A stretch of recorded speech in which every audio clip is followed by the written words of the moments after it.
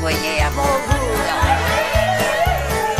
Quand il va s'en aller chez eux, il va avoir les gens. Au secours, Olivier, écoute, j'ai un vin à offrir pour l'anniversaire d'une copine, puis je sais pas lequel choisir. Celui-là, peut-être? Vite, appelez la police. Un vin comme ça, c'est un vrai crime. Oui, je sais, mais qu'est-ce que je peux faire? Tout a commencé par Mise du printemps. Un vin du printemps en plein automne? Bien sûr. Tes lèvres trempent dedans. C'est bon, ça?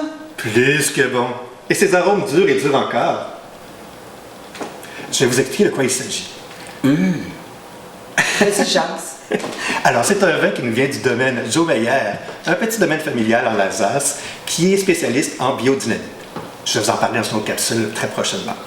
Mais c'est aussi un vin qui est entouré de mystères. Comment ça? Pour vous l'expliquer, il faut que je fasse une petite parenthèse technique. Au niveau international, si le cépage se retrouve sur l'étiquette, il doit en faire partie d'au moins 85 %. Donc, ça va être entre 85 % et 100 % selon le vigneron.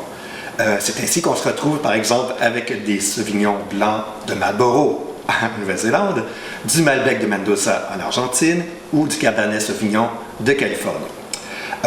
En France, on avait les appellations d'origine contrôlée et eux, ils n'avaient pas cette réglementation-là de marquer le cépage sur l'étiquette. Parce qu'il y a déjà un règlement dans l'appellation qui dit les cépages autorisés. Donc, ce n'était pas nécessaire de le marquer sur l'étiquette et les clients sont supposés savoir. Il y avait une exception, c'est-à-dire l'Alsace, qui, elle, produit surtout des vins de monocépage. Donc, elle assure que si le cépage est marqué sur l'étiquette, c'est à 100 % ce qu'on retrouve dans la bouteille. Mais elle s'est dit, bon, tant qu'à être une exception, pourquoi pas en faire une nous aussi? Et cette exception, c'est le Pinot Blanc. En effet, il n'y a pas de minimum requis pour avoir du Pinot Blanc si c'est marqué Pinot Blanc.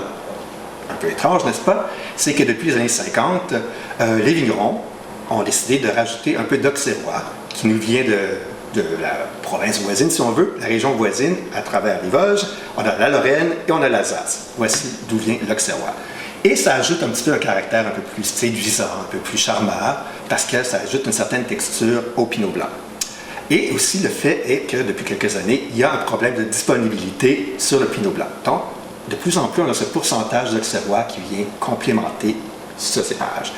Donc, on a eu 20 %, on a eu 50 %, et le mystère, sur cette bouteille, nous aurions, selon la SAQ et l'agence d'importation, jusqu'à 80 % d'auxerrois plutôt que de Pinot Blanc.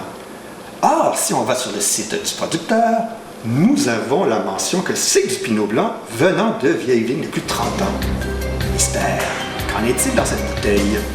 J'ai demandé aux différents intervenants, mais je n'ai pas encore la réponse. Donc, nous aurons le résultat de cette enquête sur ma page Olivier le Sommelier sur Facebook. À suivre.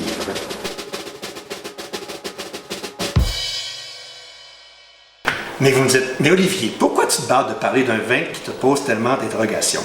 Parce que, comme le dit ma collègue l'apprentie sommelière, c'est un vin qui a un facteur wow. C'est très bon, un beau vin. Alors, je ne peux pas passer à côté d'une découverte comme ça. Et vous dites, oui, mais là, c'est toi qui nous en parles. Est-ce que tu peux élaborer un peu? Mais bien sûr. Allons faire une dégustation en direct. Ah, tiens, un verre. Allons voir qu'est-ce qu'il y a au nez d'abord. Oui, c'est charmeur. Donc, à prime abord, j'aurais ces notes de pomme golden d'abord, peut-être un petit peu de pêche, et mon parfum que j'aime beaucoup, le chèvrefeuille, comme on retrouve dans Jardin du Monde d'Yves Rocher. Et oui, encore une fois.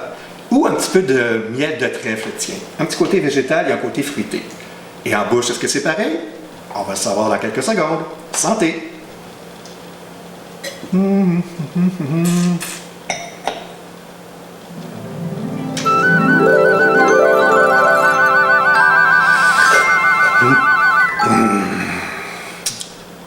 C'est très charmeur. On nage entre la soie et le satin. On a encore ce beau côté fruité et cette belle acidité, encore une fois, qui vient nous faire une belle vague de fraîcheur et de plaisir qui envahit notre palais. Donc, c'est vraiment, vraiment un très beau produit. Mais puisque nous avons un invité spécial, pourquoi ne pas lui demander son avis? Alors, d'après toi, Madeleine, c'est bon? Mado? Mado? Ses lèvres ont vraiment trempé. Sacré Mado. Alors, pour avoir la conclusion de cette enquête sur Mise du printemps 2015 de Joe Meyer, on va voir sur Facebook. À votre santé. Ah, les fraises et les framboises, oh, du bon vin, j'en ai bu. Croyez-moi, mes villageois, jamais je me suis tant plu. Ah, les fraises et les framboises, oh,